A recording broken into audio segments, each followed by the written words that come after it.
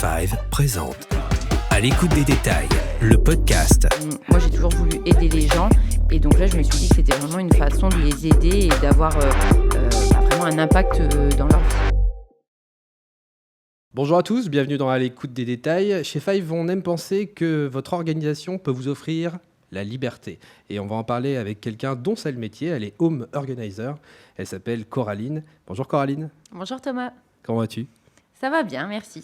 Alors tu es la super-héroïne, tu es Power Rangeuse. Oui, tout à fait. J'ai Power bien dit, Rangeuse. c'est ça ? Oui, bon, tu peux le dire à l'anglaise ou à la française, hein, Power Rangeuse. Power Rangeuse parce que tu es home organizer. Tu interviens chez les gens. Oui. Tu interviens dans leur intimité pour les aider à quoi particulièrement ? C'est ça, les gens et même parfois les entreprises aussi. Je les aide surtout à reprendre le pouvoir sur leur quotidien, pour ça à reprendre le power sur leur vie et à baisser leur charge mentale. Et vraiment, le but, c'est de leur faciliter le quotidien en les aidant à trier, ranger, désencombrer et réorganiser pour qu'il y ait une organisation facile à tenir au quotidien. Est-ce que ça a commencé par un déclic chez toi de désordre qui a fait que tu as voulu mettre de l'ordre et dans ta vie et dans celle des autres ? Oui, parce que j'avais tendance moi-même à accumuler. Hein, on dit c'est toujours les cordonniers les plus mal chaussés. J'avais un peu tendance à accumuler et j'ai passé une période de burn-out, donc perte de sens dans mon travail. Et c'est à ce moment-là donc, que je cherchais une reconversion et j'en ai profité pour ranger tout mon appartement. Donc j'ai fait un gros tri, j'ai réorganisé et j'ai vu à quel point ça me faisait du bien dans ma tête. Et donc, c'est là que j'y ai pensé. J'ai commencé à regarder aussi beaucoup de séries. Et sans faire attention aussi, j'ai remarqué que j'avais tendance à le faire chez les gens. Quand il y avait des déménagements, comme moi, je ne sais pas porter du lourd, ce que je faisais, c'était plutôt les aider à réorganiser. Et c'est là qu'on m'a dit, mais tu devrais en faire ton métier. Et voilà, c'est là que c'est venu. Et moi, j'ai toujours voulu aider les gens. Et donc là, je me suis dit que c'était vraiment une façon de les aider et d'avoir vraiment un impact dans leur vie. Tu les accompagnes sur une longue durée, c'est quelque chose. Il y a un suivi derrière ou Moi, l'avantage de mon accompagnement, c'est que c'est vraiment du sur-mesure. Donc, je vais faire une offre adaptée à la personne qui me sollicite. Et donc, il y a plusieurs cas de figure. Parfois, il y a une personne qui va m'appeler uniquement pour le dressing, par exemple. Ça arrive souvent que des femmes m'appellent pour leur dressing. Ou là, juste, elles veulent réorganiser, que ça soit plus confortable au quotidien, de mieux voir leurs vêtements. Mais après, il y a des gens qui m'appellent là pour toute la maison, vraiment refaire une réorganisation de fond.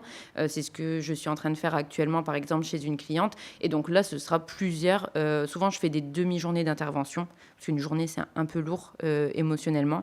Donc des demi-journées d'intervention. Donc je viens plusieurs fois. Et à l'issue de mon passage, je fais un appel 15 jours après pour le suivi post-intervention, savoir si la personne a réussi à mettre en place tout ce qu'on avait voulu mettre en place, a fait ses devoirs, parce que je donne des prescriptions de tâches, et si elle a encore besoin que je l'accompagne.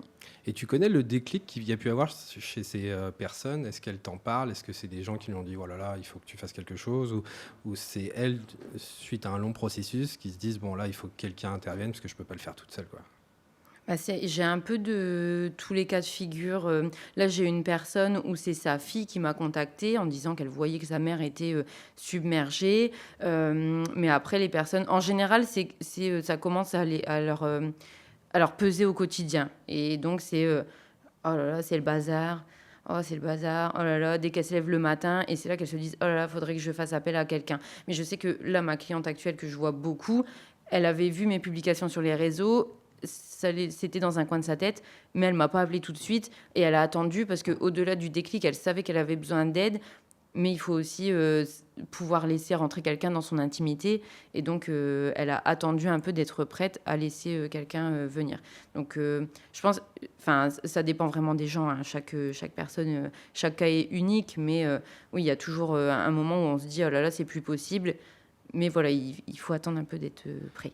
Quelle est la phrase que tu entends le plus ? Tu sais, la raison, la cause des clients ? Je le garde au cas où. Ouais. Voilà. Mais est-ce qu'il n'y a pas une phrase, tu sais, quand tu arrives, il n'y a pas du genre j'ai pas le temps c'est des phrases qui reviennent sur que tout le monde a. On a tous ce problème de remettre à plus tard. Oui, mais pas tout le monde a les mêmes c'est pas des excuses, mais pas tout le monde a les mêmes raisons. Parce que les phrases que j'entends toujours, ça, au cas où, je l'entends toujours. Mais, ou quand j'arrive chez quelqu'un pour faire un diagnostic, c'est faites pas attention, c'est le bazar. Ça aussi, on me le dit toujours. Je dis, bah, le but, c'est pas de ranger avant que j'arrive. Mais, mais sinon, non, parce que, en fait, il y a des gens qui me disent, bah, moi, j'aime pas ranger. Ou bah, comme j'ai pas d'organisation, je sais pas où ranger les choses, donc je les pose là et puis ça s'accumule. Ou ah bah nous on a des enfants, on n'a pas le temps, on préfère passer du temps avec nos enfants et puis inviter nos amis ou aller chez nos amis le week-end que perdre du temps à ranger. Donc voilà, encore une fois, c'est selon les personnes. Et quand tu as cette phrase moi j'aime pas ranger, qu'est-ce que tu vas utiliser comme levier pour qu'après la personne soit dans un rythme? Parce que c'est pas le tout de le faire une fois. Bah, je facilite au maximum le rangement. Bon, déjà, quand on le fait, tu vois, j'essaye, voilà, je fais des petites blagues, on met de la musique, voilà, j'en fais un bon moment. Et en fait, j'ai l'exemple là en tête d'une personne, elle aimait pas du tout ranger, voilà, elle en mettait partout parce qu'elle avait pas non plus d'endroit où ranger. Puis elle dit, ça me saoule, voilà, de ranger. Et depuis que je suis passée, elle me dit, eh ben maintenant, je range. Pourquoi? Parce que même si elle aime toujours pas ça, c'est plus facile parce qu'on a dit ben ça on le pose là, ça on le pose là, ça on le pose là. Donc en fait le soir elle range, au lieu de laisser tout comme ça, elle pose ses affaires, ça prend 5 minutes et c'est simple, donc il y a pas de point de friction en fait. Ouais. Et tu le vois vraiment, changement chez les gens, tu vois, psychologiquement, une personne qui est peut-être fatiguée par cet environnement encombré, et puis après tu retrouves quelqu'un d'autre complètement différent, libéré. Ah bah oui, ils me le disent, hein, que ça leur enlève beaucoup de charge mentale, beaucoup de stress au quotidien. J'en ai des fois qui télétravaillent dans leur pièce de vie. En fait, bah, ça les stresse parce qu'il y en a partout. Du coup, ils aiment plus télétravailler. Enfin, et donc, après mon passage, je vois qu'ils sont beaucoup moins stressés. Et aussi, il y en a beaucoup, ça les met dans une dynamique. Ils se mettent à ranger toute la maison. Ils m'envoient des photos. Oh, regarde, on a fait tout ça, on a fait tout ça. Ouais, donc ça change. Enfin, j'ai eu des avis des personnes qui m'ont dit mais vraiment, texto, t'as changé notre vie, quoi. Quel est le premier détail que tu observes? Qu'est-ce qui va faire tilt tout de suite? Bon, déjà, avant de regarder, je pose des questions à la personne quand même pour savoir, pour connaître sa problématique. Ça, c'est par téléphone, par exemple? ça. C'est Donc, avant, bien avant? on fait en 2 temps. Premièrement, il y a un appel d'une dizaine de minutes où je pose des questions à la personne. Pourquoi elle veut faire appel à mes services? Qu'est-ce qui la bloque? Et puis la configuration, combien ils sont, si c'est une maison, un appartement, quelle pièce pose problème. Et ensuite, on fait un rendez-vous diagnostic, donc là, qui dure 1 heure et demie selon le nombre de pièces. Et là, je vais d'abord, avant de faire le tour de la maison, on s'installe et je lui pose des questions sur son mode de vie, les points bloquants, ce qui la stresse, pourquoi elle a envie aujourd'hui de faire quelque chose. S'ils sont plusieurs dans la maison, est-ce que tout le monde range? Est-ce qu'il y a ces problématiques-là, pardon? Est-ce qu'ils ont des difficultés à séparer d'objets? De quel type d'objets? Voilà, donc je pose beaucoup, beaucoup de questions. Et ensuite, on fait le tour de la maison et là, je regarde tout, enfin en tout cas les pièces pour lesquelles la personne m'a contactée et je prends des photos bien sûr et je mets quand même en avant parce que souvent les gens ils ont tendance à être très durs avec eux-mêmes et donc quand j'arrive ils me disent ah là là, faites attention, enfin faites pas attention, c'est le bazar. Et en fait, je leur dis, mais regardez, là, vous avez déjà commencé à trier ça par catégorie. En fait, ils s'en rendent même pas compte, ils ont déjà fait des choses. Et du coup, souvent, pendant le diagnostic, je mets aussi en avant ce qu'ils ont déjà fait. Voilà, pour que ça leur paraisse pas une tâche insurmontable et qu'ils se rendent compte. Voilà. Mais ensuite, on regarde vraiment tout. Donc, les catégories d'objets, les pièces concernées, les rangements qui sont disponibles, les espaces qui sont disponibles ou pas. Et à l'issue de ça, je fais un petit compte-rendu. Donc là, je mets des photos, le compte-rendu de ce qu'on s'est dit, enfin la synthèse de tout ce qu'on s'est dit, et une proposition commerciale avec une durée... je donne une durée approximative, parce que parfois on met plus ou moins de temps, selon les personnes, selon l'énergie. Et voilà. Et les photos, c'est vraiment important, c'est pour faire un avant-après? Ouais, c'est ça. Donc, pour plusieurs choses. C'est pour faire déjà avoir une trace de ce qu'on a vu. Je ne l'ai pas dit, mais dans le compte-rendu de diagnostic, je fais aussi un plan d'action de ce qu'on va faire. Donc, ça permet de mettre une photo, par exemple, bon, ce placard-là, qui est en photo, on va faire ça. Et effectivement, ensuite, de faire un avant-après. Puis, je fais même des photos aussi pendant l'intervention pour un petit peu documenter l'accompagnement. Par contre, je ne le fais pas tout le temps. Par exemple, j'avais une cliente qui était vraiment en dépression. Je trouve qu'elle voyait de façon... Enfin, pour elle, elle empirait encore la situation. Elle pensait que c'était pire que ça ne l'était vraiment. Et C'est lié aussi à oui, sa à forme ça, de oui, dépression, de se oui. dévaloriser, etc. Oui, oui, Ouais. tout à fait. Et donc là, j'ai quand même pris des photos, mais finalement, dans le diagnostic, j'ai pas mis les photos parce que je savais qu'elle était déjà déprimée. J'allais pas dire, ah bah voilà, là c'est mal rangé, là c'est mal rangé, là c'est mal rangé, et en rajouter une couche, quoi. Tu la préserves. Voilà, c'est ça. Donc je m'adapte quand même. Il y a un aspect très psychologique. Mm. C'est quelque chose qui te plaît, ça aussi, Mm. finalement? C'est quelque chose qui est important pour toi? Moi, j'aime bien essayer de. Alors moi, je suis très empathique au départ déjà, et j'aime bien donc aider les gens, mais les comprendre, me mettre à leur place, et voilà. Donc c'est pour ça que c'est important parce qu'on peut pas agir de la même façon avec tout le monde. Enfin, je sais qu'il y a des home organizers qui sont un peu plus directives que moi. Moi, je suis beaucoup dans l'écoute, la bienveillance. Je vais pas arriver chez une personne qui est déprimée et puis qui est submergée par le bazar et dire c'est quoi ça, ce que tu fais. Enfin voilà. Oui, tu vas pas lui ça... taper sur les Non, doigts oui. pour empirer le. Quand tu arrives quelque part, si vraiment c'est un gros chantier, est-ce que tu te dis, bah, je vais commencer par exemple par l'entrée? Est-ce que tu priorises des endroits pour déjà mettre de la légèreté par un endroit et ensuite faire le reste? Encore une fois, je m'adapte à la personne et en fait, c'est un compromis. S'il y a plusieurs pièces à faire, on va pas le faire en une fois de toute façon. Donc, je demande à la personne quelle pièce lui génère le plus de stress. Parce que peut-être qu'elle est plus souvent dans son entrée ou dans son salon, mais qu'en fait, c'est sa chambre ou qu'il y a une pièce à l'étage, même qu'elle voit pas souvent, mais ça la stresse, ça la stresse. Bon, elle va vouloir commencer par ça. Ou alors, donc, la pièce, effectivement, où elle passe le plus de temps et qui se voit le plus. Tu penses par exemple qu'une chambre mal rangée peut intervenir dans la qualité du sommeil, par exemple? Ça peut générer du stress, ça dépend. Après, il y a des gens qui sont pas sensibles au bazar et voilà, donc ça leur ferait ni chaud ni froid, pardon. T'en vois Ça leur- vraiment des gens qui sont insensibles à ça? J'ai l'impression qu'inconsciemment, c'est toujours quand même une charge. Et après, ça dépend de notre façon de la gérer. Mais t'as déjà vu des gens qui étaient vraiment décorrélés de tout ça Alors non, j'en vois pas parce qu'ils m'appellent pas. Du coup, donc Non, mais je sais pas, ouais. chez des amis, chez les amis d'amis. Non, mais en fait, je me suis posé la question il y a pas longtemps et j'ai l'impression que mes amis sont Bah, ils font gaffe bien parce que organisés. Oui, ils ont peur. voilà. Ils ont peur sûrement. Non, j'ai l'impression Il y a que Coraline qui ça vient va. dîner ce soir. Ou si, j'en ai vu. Par exemple, chez une cliente dans la chambre de sa fille. Mais bon, c'est un peu l'adolescence. Voilà, je pense qu'il y a une période. Enfin, moi-même, j'ai revu des photos de ma chambre quand j'étais ado. Bon, c'est honteux, hein, T'avais vraiment. le panneau sens interdit sur la Non, porte ou pas? non. Après, il y a peut-être une limite quand ça arrive, quand ça se déporte sur l'hygiène aussi, par exemple. Entre l'endroit mal rangé et l'endroit qui devient sale. C'est peut-être chez l'ado, en tout cas, c'est peut-être la Oui. limite qu'il faut pas franchir, quoi. Oui, mais bon, après, là, c'est plus trop de mon ressort, du coup. Tu as observé des liens entre l'âge et l'envie de ranger, etc. Ou c'est tout âge confondu, il n'y a pas forcément de... Parfois, quand on est plus jeune, ça peut être, bon, on le fera plus tard, parce que pour le coup, on a ce sentiment d'avoir du temps. Et peut-être quand on est plus âgé, d'avoir un environnement sain, peut-être qu'on passe plus de temps à la maison quand on est âgé, donc avoir une maison mieux rangée. Je ne sais pas si tu as pu l'observer, toi, au cours de tes missions. Moi, les âges, bon, effectivement, j'ai pas de personne de 20 ans qui m'appelle, mais je dirais que c'est entre 30 et 45 ans. Donc, je pense qu'il y a aussi, au-delà du fait qu'avec l'âge, on passe plus de temps chez nous, il y a aussi l'effet Covid. En fait, les gens ont Tu l'as plus ressenti, ça? voulu. Alors, moi, j'ai commencé après, Ouais. mais pour en avoir parlé avec des home organizers, oui, en fait, les gens passaient plus de temps chez eux Ah, donc et tu donc ont vois vu bah l'importance ouais. d'être bien chez eux. À force d'être dedans, tu dis, bon, on va peut-être commencer à ranger. Voilà, c'est ça. Est-ce que tu as des outils particuliers pour conseiller tes clients? Est-ce que tu utilises des choses pour t'accompagner dans ce métier-là? J'utilise parfois des méthodes, mais je ne vais pas utiliser une méthode de A à Z en la suivant vraiment. Je m'inspire un peu de différentes méthodes, parce qu'il y a des méthodes, il y a des personnes qui font des méthodes vraiment par pièce de la maison. Il y a des personnes comme Marie Kondo que beaucoup connaissent qui font plutôt par catégorie d'objets.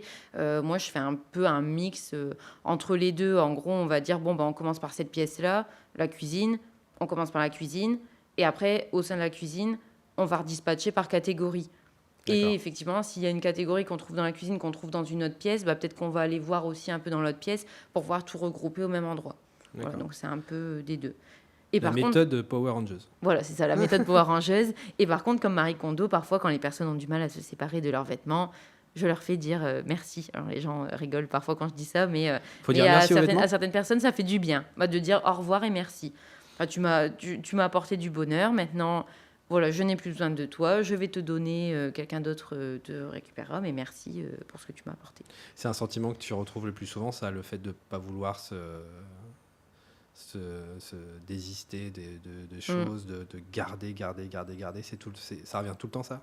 Les gens ont souvent... Bon, après, ça dépend de mes clients, hein. Il y en a qui m'appellent, qui ont vraiment pas du tout de mal et qui disent « Oh, ça, c'est bon, ça, c'est bon. » Mais en général, les personnes ont du mal et il y a souvent une catégorie d'objets en particulier.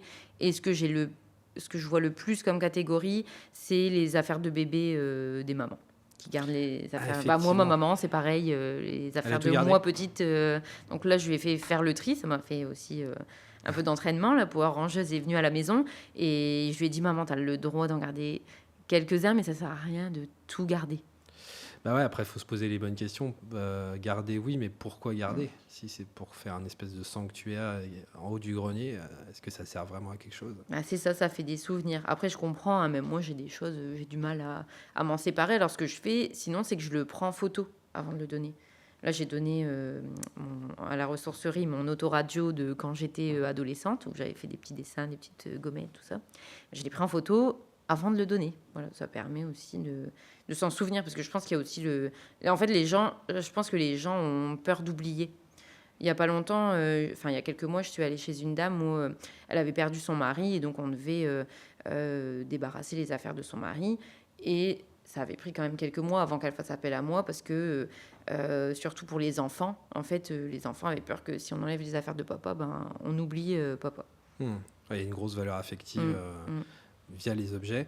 Tu as des conseils à leur donner, tu sais, peut-être pour que le fait de s'en débarrasser puisse aussi faire des bonnes actions. Tu vois, tu leur préconises des choses. Là, tu as parlé de la ressourcerie. Oui. Tu as des solutions comme ça, à peu près, un peu clés en main pour leur dire ça, vous pouvez le donner à ça, Oui. vous pouvez le donner à ça, parce que finalement, ça fait fonctionner d'autres circuits qui sont intéressants.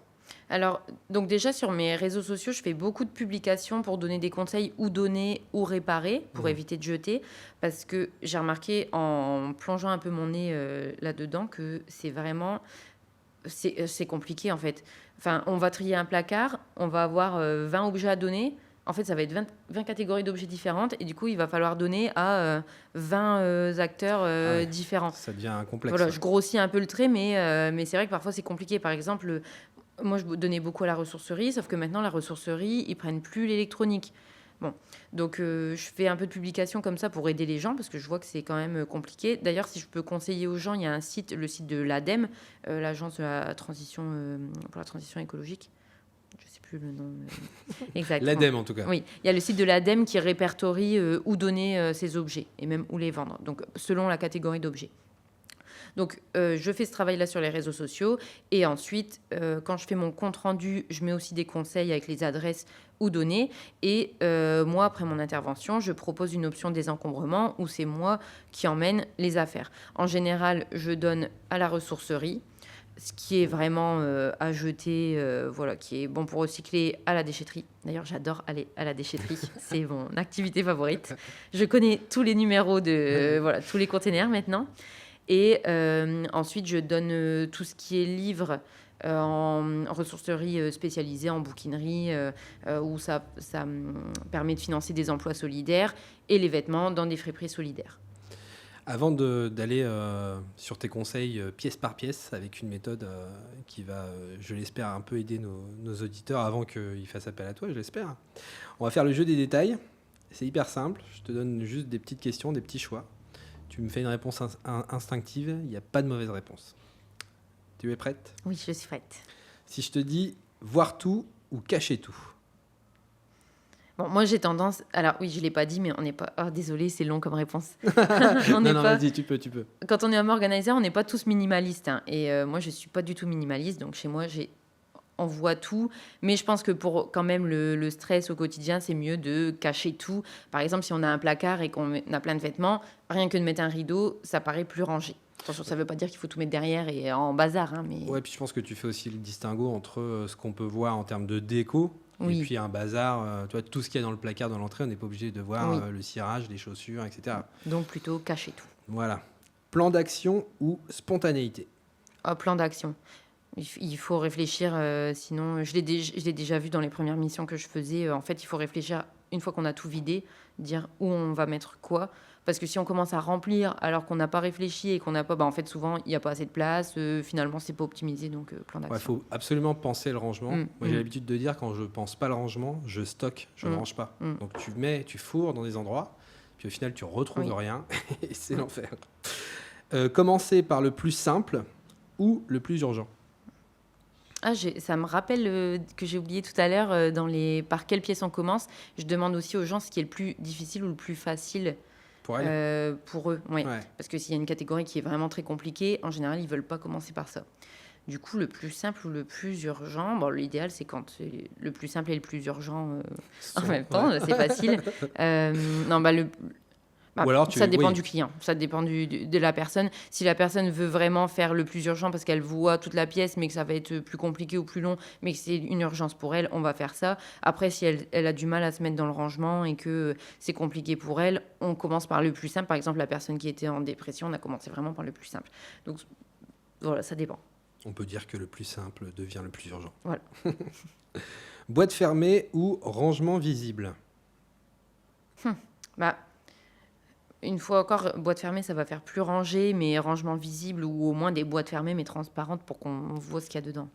Ou alors étiquette, peut-être. Oui, des étiquettes, c'est bien aussi. Ça, tu le préconises, les étiquettes? Oui. C'est vrai que c'est beau, les boîtes. Quand c'est... Oui. Par contre, après, quand on oublie ce qu'il y a dedans.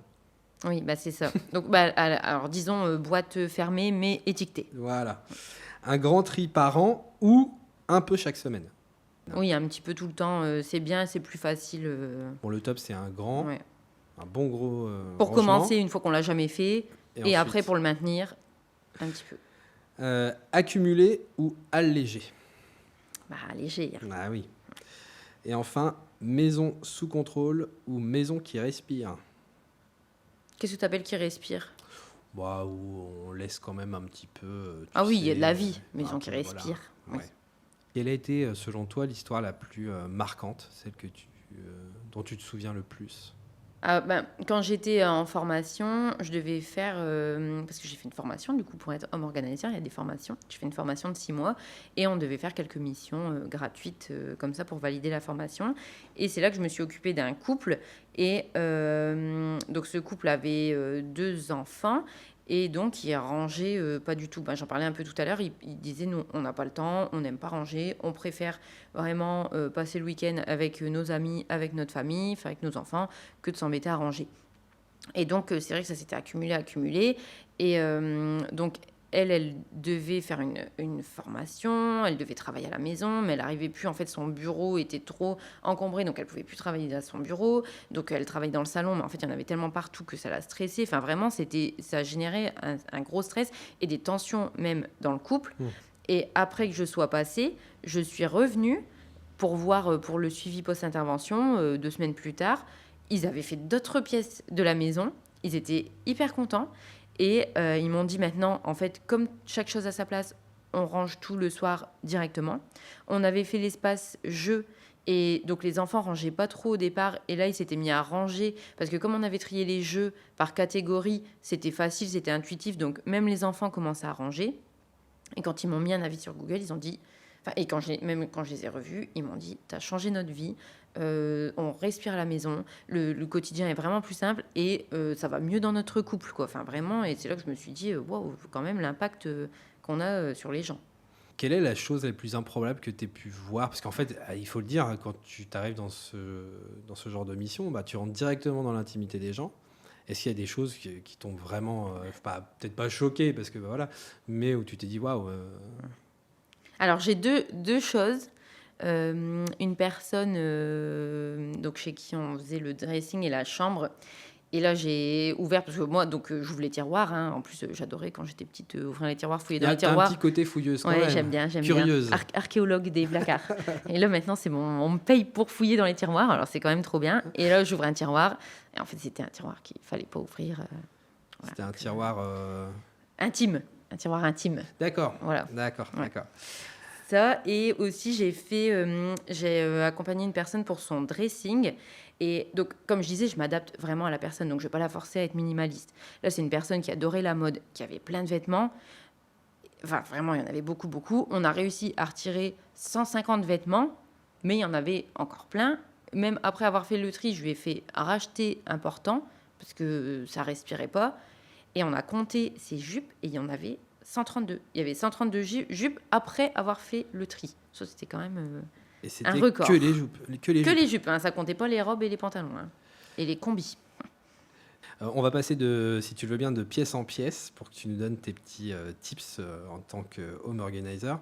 On va commencer par l'entrée, tout simplement. Si tu devais nous conseiller quelque chose pour l'entrée, je ne sais pas, un objet, qu'est-ce qu'il faut avoir, tu vois, pour nous accompagner, parce que souvent, il n'y a pas que cette notion de rangement. Il faut penser le rangement comme on le fait chez Five, c'est-à-dire que pour nous aider, le prolongement de tout ça, ce sont des objets. Qu'est-ce qu'on peut mettre dans l'entrée pour nous aider à ranger ? Bah, dans l'entrée, bon, bien sûr, on s'adapte selon la place que chacun a, mais idéalement, c'est d'avoir les manteaux, les chaussures, bien sûr. Donc, si on peut avoir des petits placards pour les chaussures, des petits tiroirs, là, c'est bien pour les chaussures, des porte-manteaux, et puis d'avoir quelque chose pour s'asseoir aussi, pour mettre ses chaussures. Parce que, par exemple, moi, mon entrée est trop petite, j'en ai pas, ce qui fait que mon compagnon va sur le... Et il rentre avec les chaussures. Voilà, du coup, il s'assoit sur le canapé avec le tapis pour mettre ses chaussures. Donc un petit tabouret, voilà. quoi, si c'est petit. Oui, c'est ça, un petit tabouret, voilà, quelque chose, c'est pratique, ça. Moi, par exemple, j'ai des patères, tu vois, dans l'entrée. Et mon gros problème, quand même, c'est qu'arrivé un moment, surtout automne-hiver, tu mets 14 blousons sur une patère. Et comment on peut régler ce problème ? Oui, c'est vrai que moi, ça va, j'ai pas de problème parce que j'ai des patères et en face, j'ai un portant où là, je mets tous mes cintres qui est quand même bien fourni, hein, déjà. Mais donc, le conseil, c'est... si on n'a pas la place, en fait, c'est de faire le roulement, donc d'avoir une pièce où on stocke ses manteaux et puis d'essayer de les sortir. Soit si tu changes... Moi, je sais que j'en ai pas mal de couleurs différentes et que je change quand même tous les jours avec ma tenue. Bon, si j'avais pas mon portant dans l'entrée, ce que je ferais, c'est que je ferais un roulement et je sortirais à chaque fois, comme quand tu prépares ta tenue, en fait. Je préparerais ma tenue et le manteau pour le lendemain. Et puis comme ça, t'en laisses pas trop. Donc là, ma solution, c'est de m'activer quand même. C'est ça. La patère ne peut pas tout résoudre. Oui. Ou rajouter des patères, mais après Oui, selon la place. Oui. Au vu des manteaux, il y aura trop de patères. Qu'est-ce qu'on fait ? Le salon ? Le salon, un petit conseil, un tips, un objet qu'on pourrait mettre. Salon, c'est marrant, c'est des pièces que je fais. On m'appelle pas trop pour le salon. J'ai l'impression que c'est bien organisé en général. Bon, ce que je dirais pour le salon, ce qui est bien, c'est vraiment de... En fait, moi, j'essaie de regrouper quand même les catégories pour éviter qu'il y en ait par-ci, qu'il y en ait par-là, qu'il y en ait par-ci. Et donc, le salon, par exemple, je trouve que c'est le bon endroit pour mettre les jeux de société, par exemple. Tout regrouper à cet endroit-là. En général, le salon, j'ai pas trop de problématiques parce qu'il y a juste le meuble télé, le canapé fauteuil. Donc, peut-être que tu remarques aussi que sur cette pièce-là, qui est souvent c'est la pièce de réception, on y prête plus attention. Et au final, on met peut-être plus de désordre là où nos amis n'iront pas, dans nos chambres, salle de bain, cuisine, etc. Si après, ce qui peut être bien dans le salon, c'est... par exemple, moi, je suis hyper frileuse, j'ai plein de plaids. Et donc, c'est bien d'avoir par exemple un pouf boîte ou une caisse ou quelque chose sous la table pour ranger quand on veut, pour pas qu'il y ait des plaids partout. En plus, surtout s'ils sont dépareillés, parfois, visuellement, ça se voit. Voilà, d'avoir une petite boîte comme ça pour les ranger et puis que ça fasse plus ranger, quoi. Cuisine, tips cuisine. À la cuisine... En fait, la cuisine, c'est divisé en zones. Il y a la zone de lavage, donc là où on fait la vaisselle. Il y a la zone de cuisson. Et donc, c'est bien parce que, en fait, ça tombe sous le sens, mais je pense qu'on ne le fait pas forcément quand on arrive, quand on emménage. On met comme ça, on réfléchit peut-être pas trop à l'organisation, mais de vraiment mettre chaque ustensile dans la zone dédiée. Donc, par exemple, dans la zone de cuisson, c'est en dessous qu'on va mettre les casseroles, les poêles. Voilà, dans la zone de l'autre côté, lavage, en général, on met produits d'entretien, etc. Mais voilà, pour que ça soit quand même assez pratique au quotidien et que, on est à cet endroit-là, on a besoin de ça, c'est en dessous. On sort de la cuisine, on peut aller dans la chambre. Chambre dressing. Donc, dressing, du coup. Ouais, chambre dressing. Chambre, il y a... Quand on a les deux ensemble, c'est bien, comme je disais tout à l'heure, de pouvoir quand même avoir une porte ou quelque chose qui rideau cache. Pour cacher, pour que visuellement ça fasse moins encombré. Ce qui est bien sinon dans les dressings, encore une fois, on s'adapte à tout le monde. Moi, ce que j'aime bien faire, c'est trier par catégorie de vêtements et par couleur. Comme ça, c'est plus visuel, on s'y retrouve facilement. On peut plier à la verticale. C'est pratique pour voir facilement, mais ça, je le conseille qu'aux clientes qui savent qu'elles vont le maintenir dans le temps. Si j'ai une cliente qui me T'attends dit... plier à la verticale, oui. c'est-à-dire plier debout, en fait.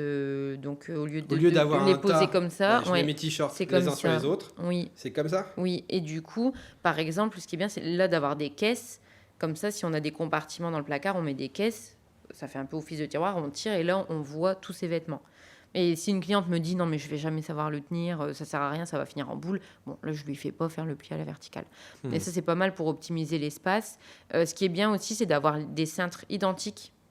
Parce que quand ils sont tous identiques, déjà, c'est plus beau, c'est à la même hauteur et ça prend moins de place. Ils s'emboîtent un petit peu. Oui, ouais, c'est ça. Voilà, et puis après, de faire un roulement aussi été-hiver quand on n'a pas beaucoup de place. Moi, c'est ce que je fais. Enfin, est-ce que je n'ai pas beaucoup de place ou est-ce que j'ai trop de vêtements? C'est soit l'un, soit l'autre. Et du coup, je fais un roulement. Donc, je mets mes vêtements d'hiver dans le placard en ce moment et les vêtements d'été sous le lit ou dans des caisses à la cave. Et puis après, j'inverse. On finit les pièces, on va aller dans la salle de bain parce que ça peut être aussi un endroit qu'on peut mettre en chantier total. J'aime bien faire les salles de bain. C'est vrai? Oui. Pourquoi? Parce que j'aime bien les cosmétiques et j'aime bien ranger tout ça. Ouais. Est-ce que tu as des conseils pour justement les cosmétiques? Parce qu'on en a parfois, il y en a beaucoup de maquillage, beaucoup de produits. On garde aussi des fonds de produits. Ouais. Alors, donc déjà, bon, c'est un peu pareil. C'est vrai que je ne l'ai pas dit, mais dans toutes les pièces, moi, toutes mes interventions, on fait pareil. On sort tout. Il faut tout sortir. Ouais. Quoi qu'il arrive, il faut avoir une vision globale de tout. Oui. Comme ça, donc on sort tout. Ça s'appelle la phase KO. Souvent, ça fait un petit peu peur aux clients. Là, je prends des photos comme ça, je leur remontre. Après, on voit sur le compte-rendu l'évolution. Et puis, ça leur permet aussi de se rendre compte de tout ce qu'il y a. Donc, on sort tout. Et là, on trie. Je donne, je garde, je vends. Éventuellement, je jette. Et une fois que tout est trié, tout ce qu'on garde, on le met en sous-catégorie. Donc, par exemple, là, si on s'occupe de la salle de bain, tout ce qu'on garde, on va dire, ça, c'est les produits pour le corps, ça, c'est les produits pour le visage, ça, c'est les produits pour la douche. Et comme ça, une fois que tout est mis par catégorie et qu'on a tout vidé, on a une vision d'ensemble de la pièce et des rangements qui sont disponibles. Et là, on peut faire un rangement logique et dire, ça, on va le mettre là, ça, on va le mettre là, ça, on va le mettre là. Ça, c'est ce qui va le plus vite. En fait, à la fin, c'est de remplir. Le plus long, c'est de trier et puis de réfléchir à comment... on va tout mettre. Je l'avais fait chez ma sœur, par exemple, son emménagement. J'avais essayé de lui faire quelque chose de logique. Dans les tours, elle avait des tours à tiroirs. En haut, j'avais mis les cheveux parce que c'est le haut du corps. En dessous, le visage. En dessous, pour son corps. Et puis, en descendant comme ça. Voilà, le but, c'est que même quelqu'un qui n'habiterait pas là puisse se dire « Ah, c'est logique, c'est là ». Ouais. Un peu comme dans la cuisine, un peu. Oui, tu sais un c'est petit ça. peu les tiroirs découverts, etc. On va terminer avec le résumé un petit peu de tes conseils. Si j'ai bien retenu, il y a quelque chose qui a retenu mon attention, c'est la phase KO dont tu viens de parler. Ça, en fait, il faut l'appliquer à toutes les pièces. Est-ce que tu as l'impression que c'est comme... j'ai l'impression que c'est comme un peu dans un régime alimentaire. Si jamais on voyait tout ce qu'on mangeait, tout de suite, on mangerait peut-être un petit peu moins. Et là, c'est pareil. Si on voit tout ce qu'on a... Est-ce que tu ressens, toi, chez les gens, que ça fait une petite sorte de dégoût en disant « Non, mais là, j'ai trop, en fait. Ça dépasse les limites. » Pas tous, hein, comme la personne dont je parlais tout à l'heure avec son dressing avec plein de vêtements, elle savait qu'elle en avait plein et ça la dérangeait pas. Mais souvent... tu oublies tout ce que tu as. Ah oui, c'est ça. Souvent, ça leur permet de se rendre compte et de voir qu'il y a des doublons aussi. De voir qu'il y a des doublons et aussi, après mon passage, ça permet d'éviter d'acheter des choses qu'ils ont déjà. Ça, ils me le disent aussi, c'est aussi économique. Alors, la phase KO, ça, on peut l'appliquer soi-même dès demain si on décide de ranger. J'aimerais qu'on reparte avec, 3 petits conseils pour ceux et celles qui sont dans un élan avant de faire appel à quelqu'un comme toi. Donc, faire des phases KO, c'est bien, mais du coup, commencer zone par zone. De dire, aujourd'hui, je fais ce tiroir-là. Aujourd'hui, je fais ce tiroir-là. Il faut y aller vraiment petit à petit. Tu vois, je me dis pas, demain, je mets mon salon en phase KO. En fait, ça dépend des gens. Vraiment, il y a des gens, ça les dérangerait pas. Ils se disent, allez, je me prends une journée de tri, je vide tout, je m'en occupe, et ce soir, ça sera fini. Le problème, c'est que des fois, en fait, quand c'est ses affaires à soi, moi, je le vois quand je vais aider ma mère à ranger, qu'il y a mes affaires à moi, c'est toujours un peu plus long parce qu'on est émotionnellement plus impliqué. Et donc, le risque, c'est que le soir, en fait, ou qu'il y ait une baisse de régime pendant l'après-midi, Et puis du coup, tu es là avec ta face KO. Et puis là, je dis, oh là là, je sais plus quoi faire, je sais plus. Allez, on jette tout, on jette tout. Voilà, et puis que ça reste comme ça pendant plusieurs jours. Donc, pour les gens qui sont sur d'eux, qui n'ont pas peur, qui ont de l'énergie à revendre, voilà, pas de problème. Mais après, pour les autres qui veulent s'y mettre, mais petit à petit, voilà, je conseille de faire un endroit à la fois, un tiroir, une pièce, enfin, un petit endroit à la fois et même une pièce à la fois. Dire, bon, bah, j'aime bien les cosmétiques, ah bah allez, je commence par la salle de bain, bon, bah, je fais le tiroir de la salle de bain en premier. Et voilà, faire comme ça petit à petit. Ensuite, ce que je peux conseiller, c'est, comme je le disais, une fois que c'est fait, de faire un petit peu tous les jours.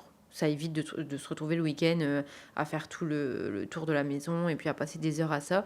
Ce que j'avais vu aussi, qui est pas mal comme technique quand on a un étage, c'est de mettre un panier ou une caisse en bas de l'étage et quand il y a des choses à monter, on les met dedans.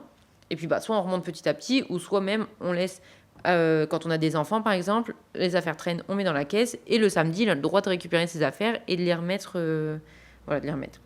Il peut pas y avoir le syndrome de la poubelle, ça, personne veut le vider, ce truc-là. Ah oui, bon, ça c'est le risque. Bon, le but c'est que tout le monde s'y mette. Et troisième conseil, c'est si ça prend moins de 3 minutes, fais-le maintenant. Voilà, si tu as quelque chose qui traîne, dis-toi pas, je vais le faire plus tard. Non, ça prend moins de 3 minutes, fais-le tout de suite. Au moins, ça sera cette charge mentale en moins. Par exemple, je ne sais pas comment j'en suis venue à m'en rendre compte que je mettais 2 minutes à vider le lave-vaisselle. Pourtant, je me rappelle pas avoir chronométré. Et voilà. top. Oui. Et maintenant, le matin, sauf si je suis vraiment en retard, mais le matin, je suis à l'heure, il y a le lave-vaisselle à vider, ça prend 2 minutes. Bon, je le fais et au moins ce soir, ce sera ça de moins à faire. Se chronométrer sur certaines actions et de se dire, finalement, ça m'a pris 1 minute 30, la prochaine fois, je réfléchirai pas, je le fais directement. Moi, je déteste vider les poubelles et puis j'ai l'impression que ça me prend 1000 ans. Et en fait, pareil, la dernière fois, j'ai regardé et ça me prend, le local à poubelle est vraiment à côté, ça me prend même pas 2 minutes. Bon, maintenant, je le fais. Qu'est-ce que tu dirais à celles et ceux qui nous écoutent et qui pensent qu'ils sont dans une phase critique à ce niveau-là ? Ce que je dirais, c'est que, bon, déjà, attention, parce qu'il peut y avoir des troubles de l'accumulation compulsive ou du syndrome de Diogène. Ouais. Ça, on n'en a pas parlé. Là, c'est vraiment différent. Là, je ne peux pas intervenir. Et il faut se faire aider. Mais les gens qui se sentent juste submergés, déjà, ce que je dirais, c'est de ne pas avoir honte à se faire aider. Le couple là dont je parlais tout à l'heure, qui me dit ça a changé notre vie, lui il me disait au début il avait un peu honte d'en parler à ses amis en se disant c'est un peu infantilisant peut-être d'avoir quelqu'un, de dire j'ai 35 ans et puis je sais pas ranger et puis je dois appeler quelqu'un pour m'aider. Et en fait il dit mais pas du tout, et puis quand j'en parle les gens ils disent mais c'est super, t'as bien fait. Donc de pas avoir honte, de pas avoir peur de faire appel à quelqu'un, de se faire aider et surtout d'aller à son rythme quoi. Comme je disais, si on sent l'énergie de tout faire d'un coup, on y va. Si c'est trop et voilà que pour nous, ça génère du stress, on fait petit à petit, un tiroir par un tiroir, et puis de prendre le temps de voir aussi, de savourer ce qui a été fait, de voir le résultat, quoi. Ouais, la finalité, c'est qu'il faut que ça génère aussi une espèce de plénitude, une espèce de joie. En fait, il faut prendre plaisir à faire tout ça. C'est ça. C'est ça le conseil ultime. C'est ça. Merci beaucoup Coraline. De rien. Merci à vous d'avoir été à l'écoute des détails. Le podcast des amoureux des détails pour tous nos conseils et nos objets aussi. On en a parlé, les boîtes, les cintres, les portants. Rendez-vous sur 5.com. Et une fois sur 5.com, vous cliquez sur 5+, pour voir tous nos contenus. Merci à vous, à bientôt.